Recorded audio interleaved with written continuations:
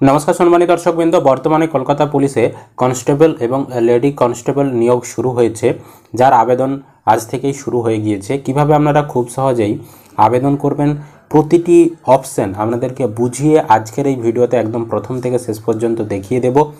अवश्यई भिडियोटा एकबार देखे निले समस्त किछु डाउट आपनादेर क्लियर हये जाबे एबं निजेराई निजेदेर फर्म फिल आप करते पारबेन।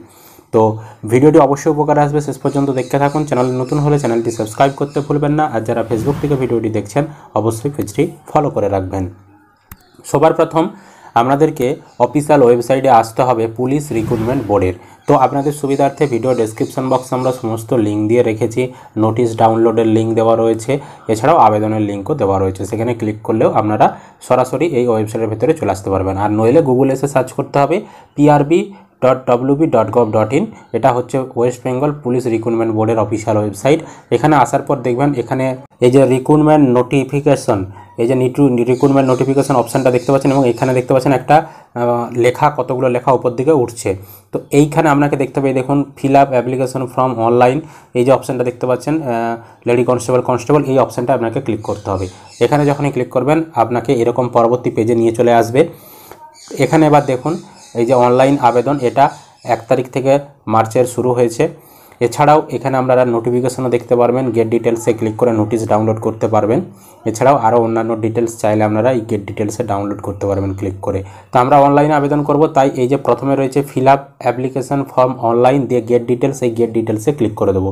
গেট ডিটেলসে ক্লিক করলে আপনার সামনে ওয়েস্ট বেঙ্গল পুলিশ রিক্রুটমেন্ট বোর্ডের এবার আবেদন করার যে পেজ সেটা খুলে যাবে। তো সম্ভব হলে এই পেজের লিঙ্কও আমরা ডেসক্রিপশন বক্সে দিয়ে রাখবো। এবার এখানে দেখুন বর্তমানে অনগোয়িং রিক্রুটমেন্ট, এই যে the post of constable lady constable in KP 2024 লেখা রয়েছে, এই অপশানটায় আপনাকে ক্লিক করতে হবে। এখানে যখনই ক্লিক করবেন পরবর্তী এরকম পেজ আপনার খুলে যাবে। এবার এইখানে দেখুন সমস্ত ডিটেলস দেওয়া রয়েছে, আবেদন কবে থেকে শুরু হচ্ছে এবং আবেদন করার লাস্ট ডেট হচ্ছে 29শে মার্চ 2024। এর মধ্যেই আবেদন করতে হবে। দিয়ে নিচের দিকে পেজটা স্ক্রল করলে এখানে অ্যাপ্লাই অনলাইন রয়েছে, এই অ্যাপ্লাই অনলাইন অপশানে আপনি ক্লিক করবেন। তারপর এখানে আপনাকে একটা আইডি বানাতে হবে। আইডি বানানোর জন্য এই যে সাইন আপ অপশন রয়েছে, এই সাইন আপ অপশানে ক্লিক করতে হবে। তারপর পরবর্তী পেজে এরকম অপশান আসবে, এখানে নেম আপনার নাম দিতে হবে, আপনার ইমেল আইডির ঘরে ইমেল আইডি বসাতে হবে, কনফার্ম ইমেল আইডির ঘরে আরও একবার আপনার ইমেল আইডিটি বসিয়ে দেবে। পর আপনার মোবাইল নাম্বার, এই ঘরে আপনার মোবাইল নাম্বার দেবেন। শুধুমাত্র মোবাইল নাম্বারের লাস্ট 10টা সংখ্যা মোবাইল নাম্বারে, সেই 10টা ডিজিটই আপনাকে দিতে হবে। প্রথমে +91 আরে ওই সকল দেবেন না, শুধুমাত্র আপনার ফোন নাম্বার যে 10টা নাম্বার সেই নাম্বারটাই দেবেন। ইউজার নেমে অটোমেটিক আপনি উপরে যে ফোন নাম্বারটি দিচ্ছেন সেই ফোন নাম্বারটাই ইউজার নেম হবে, ঠিক আছে? আপনার ফোন নাম্বারটাই হবে আপনার ইউজার নেম। আর পাসওয়ার্ড আপনাকে আপনার পছন্দ মতো পাসওয়ার্ড বসাতে হবে। পাসওয়ার্ডটা আপনি বড় হাতে ছোটো হাতে স্পেশাল ক্যারেক্টার মিলে মিশিয়ে আপনি বসাবেন, একটু জটিল পাসওয়ার্ড দেবেন। আর কনফার্ম পাসওয়ার্ডের ঘরে সেই পাসওয়ার্ডটা আরও একবার আপনাকে বসাতে হবে। তারপর সাইন আপ এই বাটনে ক্লিক করতে হবে। তারপরে এখানে আপনাকে 2টি ওটিপি পাঠানো হবে, একটা হচ্ছে আপনার মোবাইল নাম্বারে আর একটা হচ্ছে আপনার ইমেল আইডিতে। আপনি যে কোনো একটা ওটিপি বসিয়ে ভেরিফাই ওটিপি করবেন, হয় ইমেলের ওটিপি বস করাবেন অথবা মোবাইলে যে ওটিপি পাঠিয়েছে সেটা বস করাবেন। তো আমরা মোবাইলে যে ওটিপিটি পাঠানো হয়েছে সেই ওটিপিটি এখানে বস করাবো, দিয়ে ভেরিফাই ওটিপি বাটনে ক্লিক করে দেবো। তারপর যখনই ওটিপি বসিয়ে ভেরিফাই করে দেবেন এখানে দেখিয়ে দিবে your registration was successful, please log in, দিয়ে নিচে লগ ইন অপশান পাবেন। এই লগ ইন অপশানে আপনি ক্লিক করবেন। লগ ইন অপশানে যখনই ক্লিক করবেন আবার আপনাকে এরকম পেজে নিয়ে চলে আসবে। এবার এখানে দেখুন বাম দিকে ইউজার নেম, এই যে এই ইউজার নেমের ঘরে আপনাকে আপনার ফোন নাম্বারটা বসাতে হবে। আর পাসওয়ার্ড আপনি এই একটু আগে যে পাসওয়ার্ডটা দিলেন সেই পাসওয়ার্ডটা আপনাকে এই পাসওয়ার্ডের ঘরে দিতে হবে। তারপর লগ ইন বাটনে ক্লিক করতে হবে। তো পাসওয়ার্ড ইউজার আইডি সমস্ত কিছু বসিয়ে লগ ইন করলে আপনার সামনে এবার আবেদন করার যে ফর্ম সেটি খুলে যাবে। এবং এখানে উপরেই দেখতে পাচ্ছেন West Bengal police recruitment board the post of constable lady constable in KP 2024 লেখা রয়েছে। অ্যাপ্লিকেন্টের নেম, যিনি আবেদন করছেন তার নামটা এখানে লেখা থাকবে। এবার পেজটা আপনি নিচের দিকে স্ক্রল করবেন, দিয়ে দেখুন এবার প্রথমেই পার্সোনাল ডিটেলস অ্যান্ড কোয়ালিফিকেশান আপনাকে ফিল আপ করতে হবে। তো প্রথমে 2 নম্বরে বলেছে স্থায়ী ঠিকানার রাজ্য। এই স্থায়ী ঠিকানার রাজ্য এখানে ক্লিক করে আপনার যে রাজ্যের নাম, যেহেতু আমরা পশ্চিমবঙ্গ তো আমাদের রাজ্যের নাম পশ্চিমবঙ্গ সিলেক্ট করলাম। আরেকটা বিষয়, যেখানে যেখানে যেই ঘরে ঘরে লাল রঙের এরকম স্টার চিহ্ন দেওয়া থাকবে সেই ঘরগুলো আবশ্যিক অবশ্যই আপনাকে ফিল আপ করতে হবে। তারপর 2 এর এতে বলেছে স্থায়ী ঠিকানার রাজ্য, এখানে আপনি ক্লিক করবেন। এখানে ক্লিক করে একইভাবে আমরা যেহেতু পশ্চিমবঙ্গে আমাদের স্থায়ী ঠিকানা, তাই রাজ্যটাও পশ্চিমবঙ্গ সিলেক্ট করলাম। তারপরে দেখুন নিচে এখানে রয়েছে লিঙ্গ অর্থাৎ জেন্ডার, এখানে আপনি ক্লিক করবেন, দিয়ে আপনি ছেলে হলে মেল আর মেয়ে হলে ফিমেল আর উভলিঙ্গ হলে ট্রান্সজেন্ডার সিলেক্ট করবেন। তো এখানে আমরা সিলেক্ট করলাম। তারপরে বলেছে ম্যারিটাল স্ট্যাটাস, ম্যারিটাল স্ট্যাটাসে এখানে ক্লিক করবেন, বৈবাহিক অবস্থা। এখানে ক্লিক করলে এখানে দেখতে পাবেন আনম্যারিড, মানে অবিবাহিত যদি আপনি হন আনম্যারিড ক্লিক করবেন, আর যদি আপনি বিবাহিত হয়ে থাকেন তাহলে ম্যারিড ক্লিক করবেন। তো আমরা এখানে সিলেক্ট করলাম। তারপর নেম ইন ফুল, তো এইখানে অটোমেটিক আপনার নামটা চলে আসবে। আপনার মাধ্যমিকের যে শংসাপত্র অর্থাৎ যে সার্টিফিকেট, সেই সার্টিফিকেটে যে নামটা রয়েছে সেই নামটা এখানে চলে আসবে। এখানে আপনি দেখে নেবেন নামটা সঠিক রয়েছে কিনা। যদি এখানে সঠিক নাম না আসে তাহলে আপনার মাধ্যমিকে যে পাস সার্টিফিকেটটা রয়েছে সেই সার্টিফিকেটে যে নামটা রয়েছে সেই নামটাই আপনি first name, middle name, last নেমের ঘরে ঘরে বসিয়ে দেবেন। আর ফুল নেমে উপরে আপনি যেরকম নাম বসাবেন সেই নামটা এখানে চলে আসবে। তারপর 6 নম্বরে মায়ের সম্পূর্ণ নাম, আপনার মায়ের নাম এই ঘরের ভিতরে বসিয়ে দেবেন। তারপর 7 নম্বরে পিতার সম্পূর্ণ নাম মানে বাবার নাম 7 নম্বরে বসাবেন। তারপর 8 নম্বরে স্বামীর সম্পূর্ণ নাম, কোনো মেয়ে যদি আবেদন করে তার যদি বিয়ে হয়ে গিয়ে থাকে সে চাইলে তার স্বামীর নামও দিতে পারে, ঠিক আছে, তবে এটা আবশ্যিক নয়, 8 নম্বরটা না দিলেও কোনো অসুবিধা নেই। তারপর 10 নম্বরে বলেছে জাতি পশ্চিমবঙ্গ সরকারের প্রদেয় শংসাপত্র অনুযায়ী, অন্যথা ইউআর সিলেক্ট করুন। তো এখানে যখনই আপনি ক্লিক করবেন এখানে দেখতে পাচ্ছেন আপনি ওবিসি এ কাস্ট না বি কাস্ট না এসসি না আনরিজার্ভ মানে জেনারেল ক্যাটাগরি না এসটি, আপনি যেই কাস্টের হবেন সেটা সিলেক্ট করবেন। আর যারা জেনারেল কাস্ট তারা এই যে আনরিজার্ভ ক্যাটাগরি এই অপশানটা সিলেক্ট করবেন। আর ওবিসি এ বি হলে এবি সিলেক্ট করলেন, এসসি হলে এটা সিলেক্ট করলেন, আর এসটি হলে এই সবার শেষেরটা সিলেক্ট করবেন।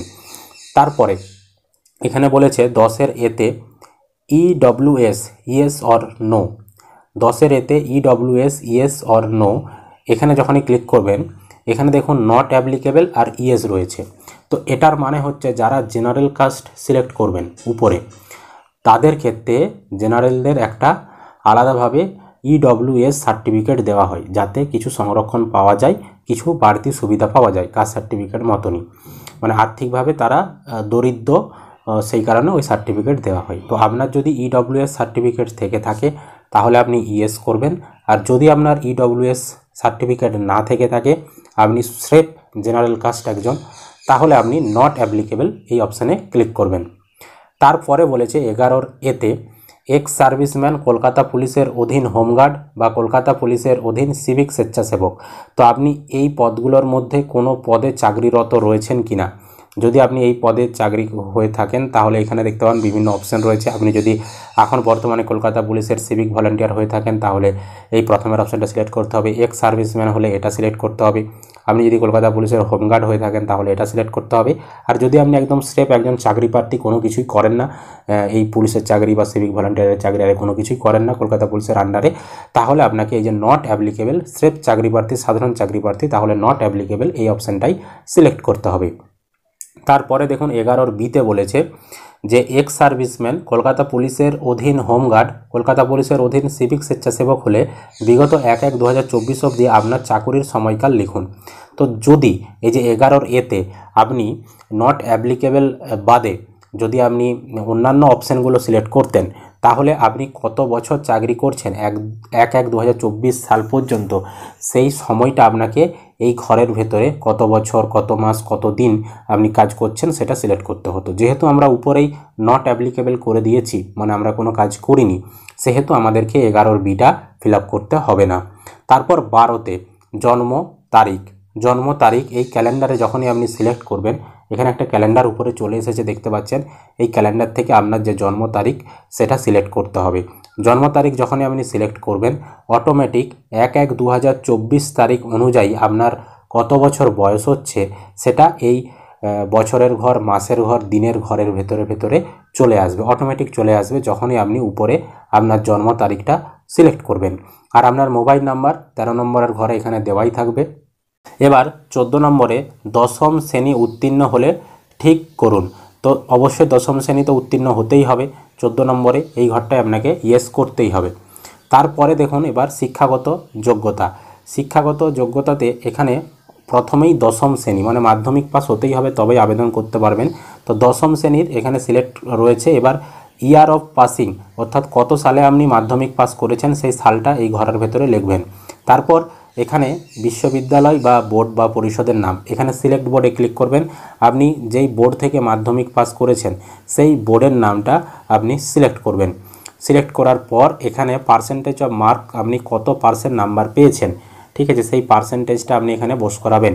80% না 50% না 40%, যেই পার্সেন্টেজ নাম্বার পেয়েছেন সেটা এখানে বস করাবেন। আর এই গ্রেডে কি গ্রেডে আপনি পাস করেছেন, এটা আপনার মাধ্যমিকের পাস সার্টিফিকেটে দেখুন লেখা রয়েছে এ গ্রেড না এ প্লাস না বি গ্রেড, যেই গ্রেডে পাস করেছেন সেটা আপনাকে বস করাতে হবে। আর পার্সেন্টেজ কত নাম্বার আপনি কত পার্সেন্টেজ নাম্বার পেয়েছেন সেটা আপনাকে যতগুলো সাবজেক্ট ছিল আপনার যখন আপনি মাধ্যমিক পাস করেছেন আর কত নাম্বার আপনি মোট পেয়েছেন সেটা দিয়ে ভাগ করলেই আপনার কত পার্সেন্ট নাম্বার সেটা আপনি হিসাব করে নিতে পারবেন। একইভাবে যদি আপনার আরও উচ্চতর শিক্ষাগত যোগ্যতা থেকে থাকে, যদি আপনি উচ্চ মাধ্যমিক পাস করে থাকেন তাহলে দ্বিতীয় ঘরটা আপনাকে ফিল আপ করতে হচ্ছে।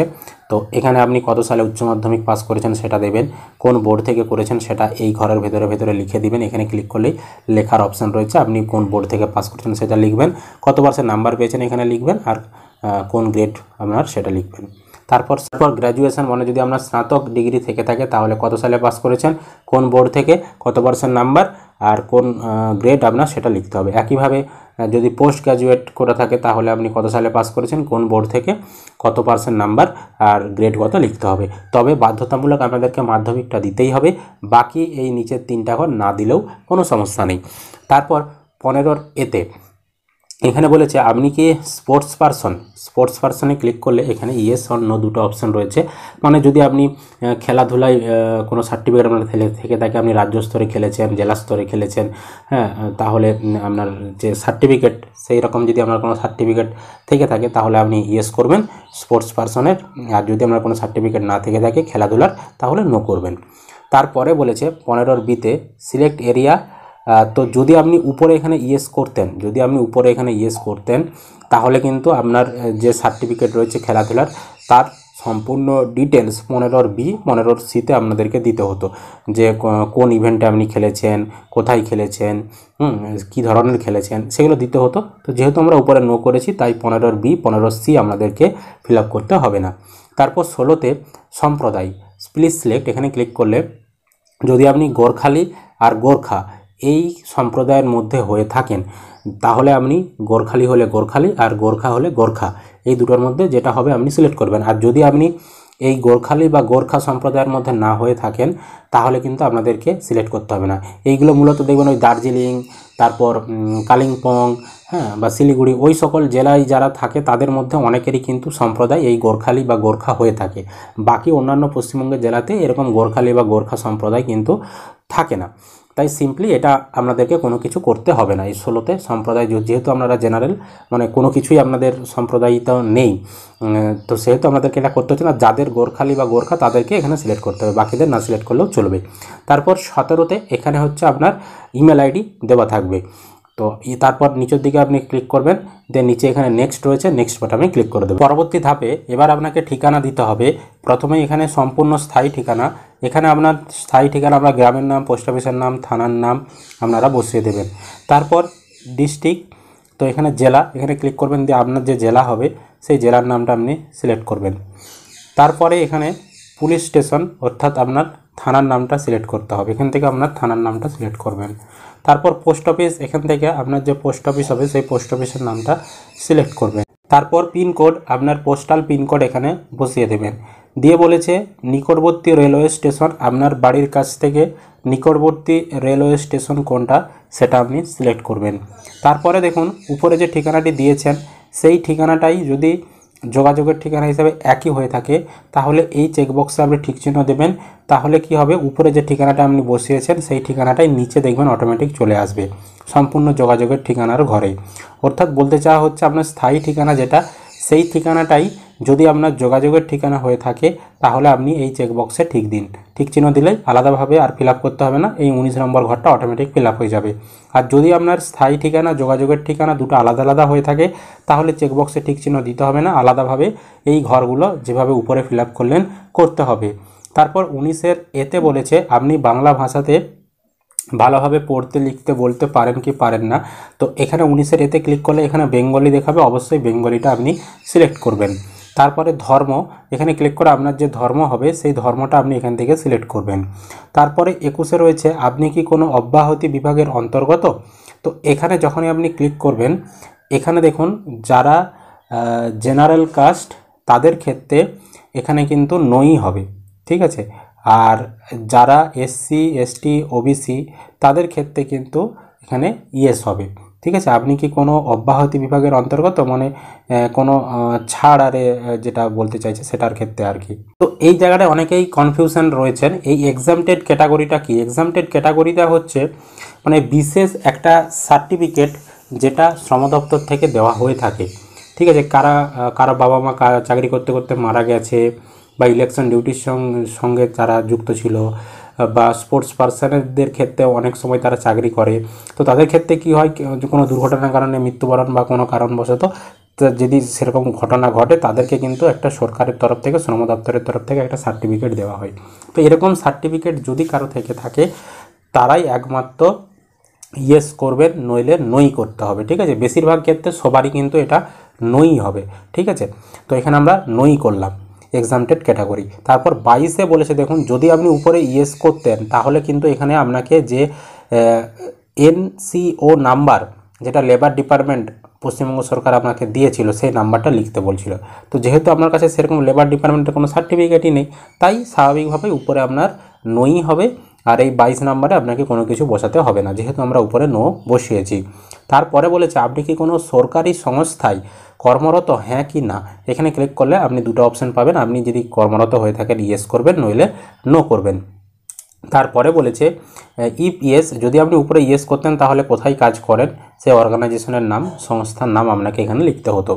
তারপরে আপনার বিরুদ্ধে কি কোনো নৈতিক অবক্ষয়ের কারণে ফৌজদারি অনুসন্ধান হয়েছিল। তো যদি কোনো অনুসন্ধান হয়ে থাকে, কোনো কেস টেস ব্যাপার হয়ে থাকে পুলিশ স্টেশনে তাহলে ইয়েস করবেন, আর নইলে এখানে নো করবেন। তারপরে দেখুন নিচে এখানে নেক্সট বটম রয়েছে, এই নেক্সট বটমে ক্লিক করবেন। এবার আপনাদেরকে এখানে ছবি আপলোড করতে হবে এবং সিগনেচার আপলোড করতে হবে। তো দেখুন ছবির ব্যাকগ্রাউন্ড কিন্তু সাদা হতে হবে, মনে রাখবেন, হোয়াইট ব্যাকগ্রাউন্ড, এবং ছবির যে সাইজ সেটা জেপিজি হতে হবে, এবং 10 কেবি থেকে 50 কেবি এর মধ্যে কিন্তু হতে হবে। 3.5 সেমি বাই 4.5 সেমি এই মাপের হতে হবে। তো ছবি আপলোড করার জন্য চয়েস ফাইলে ক্লিক করে আপনারা সেটা স্টোরেজ থেকে আপলোড করে দিতে পারবেন। আপলোড হয়ে গেলে এখানে এরকম ঠিক চিহ্ন চলে আসবে। আর আরেকটা দেখুন এখানে আপনার সিগনেচার মানে সই আপলোড করতে হবে, সইটা 10 কেবি থেকে 30 কেবির মধ্যে হতে হবে, এবং একইভাবে চয়েস ফাইলে ক্লিক করে আপনারা কিন্তু সইটাকেও আপলোড করে দিতে পারেন। ছবি আপলোড করার জন্য এখানে চয়েস ফাইলে ক্লিক করে আপলোড অপশানে ক্লিক করবেন আপনারা ছবিটা। তো তাহলে এখানে ছবির এরকম প্রিভিউ দেখাবে। তো এখান থেকে ক্রপ করে নেবেন এবং সম্পূর্ণ ছবিটা আপনি আপনার মতন করে যতটা নিতে চাইছেন ততটা আপনি সিলেক্ট করবেন। আরেকটা বিষয়, এই ছবিগুলো কিন্তু মোবাইল থেকে সঠিকভাবে আপলোড নেবে না, মানে এখানে আপনি পরবর্তী অপশানগুলো পাবেন না মোবাইল থেকে করলে। তারপরে এখানে দেখুন ক্লিক রয়েছে, এই ক্লিক অপশানে ক্লিক করে ছবির সম্পূর্ণ ডিটেলস দেখাবে। এই ছবির ডিটেলসগুলো একটু দেখে নেবেন, দিয়ে নিচের এই চেকবক্স রয়েছে, চেকবক্সে ক্লিক করবেন, দিয়ে ওকে আপলোড, এই ওকে আপলোড বোতামে ক্লিক করে দেবেন। তাহলেই দেখবেন এখানে ছবিটা আপলোড হয়ে গেছে। তারপরে এবার আপনাদেরকে সিগনেচার অর্থাৎ আপনার সইটা আপলোড করতে হবে। সইটা আপলোড করার জন্য নিচে এখানে চয়েস ফাইল রয়েছে, চয়েস ফাইলে ক্লিক করবেন, দিয়ে সইটা আপনার স্টোরেজ থেকে আপনি সিলেক্ট করবেন। সই সিলেক্ট করার পর একইভাবে আপলোড বোতামে ক্লিক করবেন। আপলোড বোতামে ক্লিক করলে আপনাদেরকে আবারও একবার প্রিভিউ দেখাবে, এবং আপনি যতটা নিতে চাইছেন সাইজ ততটা আপনি এখানে ক্রপ করবেন। তারপর একইভাবে সিম্পল এখানে ক্লিক করে স্যাম্পল দেখতে পাবেন কীভাবে ছবিটা আপলোড করতে হবে এখানে বলেছে। দিয়ে এই চেকবক্সে আপনি টিক চিহ্ন দেবেন, দিয়ে ওকে আপলোড, এই ওকে আপলোড বাটনে ক্লিক করবেন। তাহলেই এখানে দেখবেন আপনার ছবিটা আপলোড হয়ে গেছে। দিয়ে নিচে এখানে 28 নম্বরে প্লেস রয়েছে, এই প্লেসে আসবেন। প্লেসে এসে আপনার স্থানের নামটা আপনি লিখে দিবেন। দিয়ে নিচে এখানে ডিসক্লেমার 32 নম্বরে ডিসক্লেমারে চেকবক্সে টিক চিহ্ন দেবেন। তারপর নিচের নেক্সট বোতামে ক্লিক করবেন। তারপর আপনি যা কিছু ফিল আপ করেছেন আরও একবার এখানে সম্পূর্ণ দেখাবে আপনাদেরকে, এবং নিচে দেখতে পাচ্ছেন এখানে বেশ কিছু চেকবক্স রয়েছে। এই নিচের প্রতিটি চেকবক্সে অর্থাৎ প্রতিটি ঘরে ঘরে আপনাদেরকে ঠিক চিহ্ন বসাতে হবে। তারপর নিচের নেক্সট বোতামে ক্লিক করতে হবে। তারপর পেমেন্ট পেজে 29 নম্বরে আসবেন, দিয়ে এখানে সিলেক্ট অপশানে ক্লিক করবেন, দিয়ে অনলাইন পেমেন্ট যেটা রয়েছে অনলাইন পেমেন্ট অপশানটা ক্লিক করবেন। তারপর এখানে কত টাকা আপনাকে পেমেন্ট দিতে হবে সেই অঙ্কটা দেখাবে। জেনারেলদের জন্য 170 রয়েছে, ওবিসিদের জন্য 170, এসসি এসটিদের জন্য 20 টাকা প্রসেসিং চার্জ। তারপর নিচের এই চেকবক্সে টিক চিহ্ন দেবেন, তারপর পে অ্যান্ড কন্টিনিউ বোতামে ক্লিক করবেন। তো পে বোতামে ক্লিক করার পর ইয়েস বোতামে ক্লিক করবেন, দিয়ে এখানে যে প্রসেস রয়েছে এবার এখানে বিল ডেস্ক যেটা রয়েছে এইচডিএফসি পে আর একটা বিল ডেস্ক রয়েছে, বিল ডেস্কে আপনি ক্লিক করবেন। বিল ডেস্কে ক্লিক করার পর নিচে এখানে প্রসেসড বোতামে ক্লিক করবেন। প্রসেসড বোতামে ক্লিক করার পর এখানে এবার ফোনপে, গুগল পে, ইউপিআই যে কোনো মাধ্যম থেকে আপনি পেমেন্টটা করে দেবেন। যখনই আপনি পেমেন্ট করে দিবেন এখানে আপনার সম্পূর্ণ ডিটেলস চলে আসবে, দিয়ে এখানে এরকম ক্লিক হেয়ার অপশান পাবেন। এই যে ক্লিক হেয়ার অপশানটা, এই ক্লিক হেয়ার অপশানে আপনি ক্লিক করবেন। ক্লিক হেয়ার অপশানে ক্লিক করলেই আপনার যে আবেদনের ফর্ম ফিল আপের যে প্রিন্ট আউট সেটা আপনাকে দিয়ে দেবে। এরকম এই অংশটাকে আপনি প্রিন্ট করে রেখে দেবেন। তো আপনার আবেদন কিন্তু এখানেই সমাপ্ত হয়ে গেল। এভাবেই কিন্তু আপনারা আবেদন করে নিতে পারবেন।